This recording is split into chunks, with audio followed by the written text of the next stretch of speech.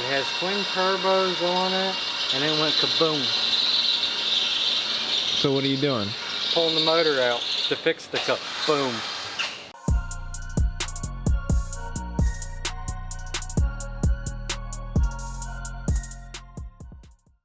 Did you know that if you put standard bore pistons in a 20 over block, you get a lot of blow-by? Things you learn, that it's a little loose.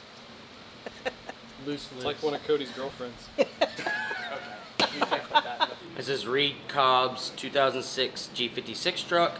He has, as far as we know, he has stock injectors, stock CP3, and a Tater 6367. We'll flash a tune in it, just see what kind of max effort power we can get out of it, and go from there.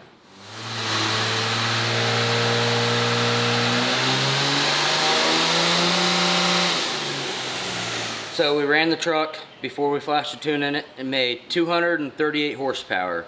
It had a wastegate code in it and a few other codes, and I'm guessing it was just defueling the truck. That's why it didn't make quite as much power. And then I flashed the max effort tune in for stock injectors, because that's what we thought it was, and it made 653 horsepower, and the CP3 was going wide open. So obviously not stock injectors. They had bought the truck used. We're guessing it probably has anywhere from 50 to 100 horsepower nozzles in it, with a stock CP3 and a Tater 6367. So 650 horsepower, that's really good numbers for the setup that they have. Picked up 415 horsepower from what they came in with to the max effort tune.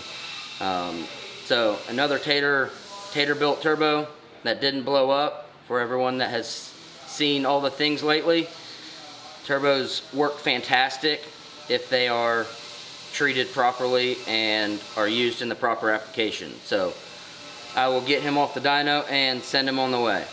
Josh, some hardcore, just pure man. I can respect the hell out of that dude, because he does some good work, man. Right?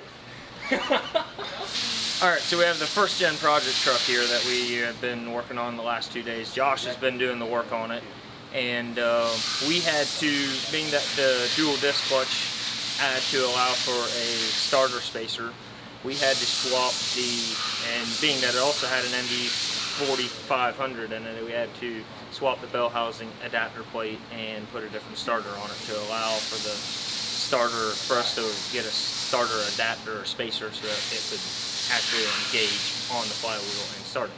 In the last 2 days, Josh got the truck running, and we kind of did a little bit of rigging up with some fuel in the shutoff solenoid so that we can drive it in and out of the shop. But here's just a little bit of progress and stuff that we have done to the truck. Just keep tabs on what we've been doing and what we'll have yet to do yet, because we've got a lot of work to do here.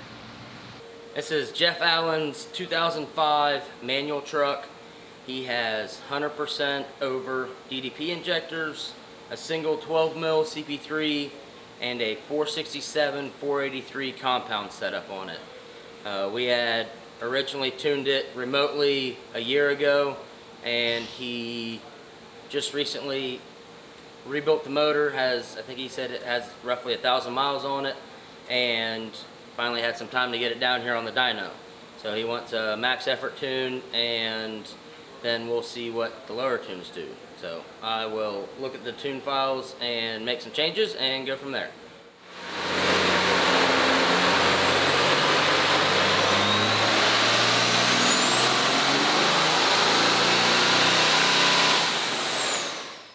Alright, so we got Jeff Allen's truck wrapped up.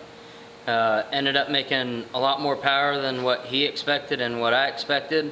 We ended up making 1,118 horsepower and 1,724 foot-pounds of torque, which is really good for 100 over injectors. He did say that he thought the injectors might be a little bit bigger than just 100 overs, which obviously would explain with the power that it made.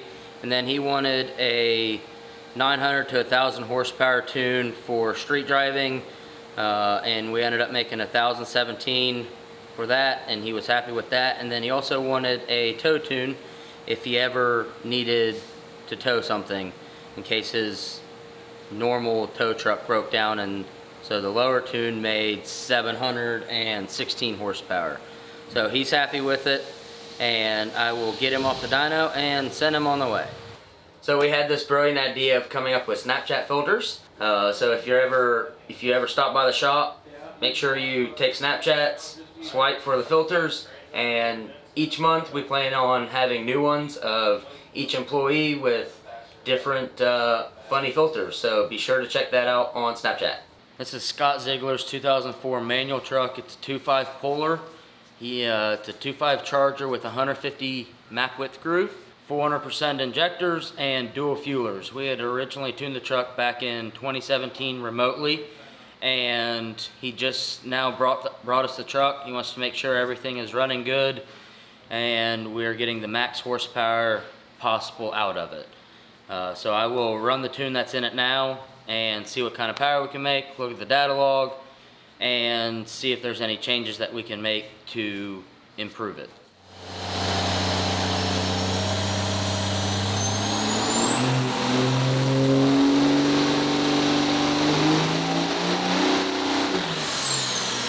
So the tune that was in it, when it came here, when it showed up, made 775 horsepower. Data log looked good. It seemed like we were overfueling the turbo, so I ended up pulling fuel out of it and ended up picking up 10 horsepower throughout the whole run. There were not a lot of gains to be made with that turbo. The turbo really limits the power that you can make with it. Ended up picking up a little bit of horsepower. He knows his truck is running to its best potential, and so I will get him off the dyno and send him on the way.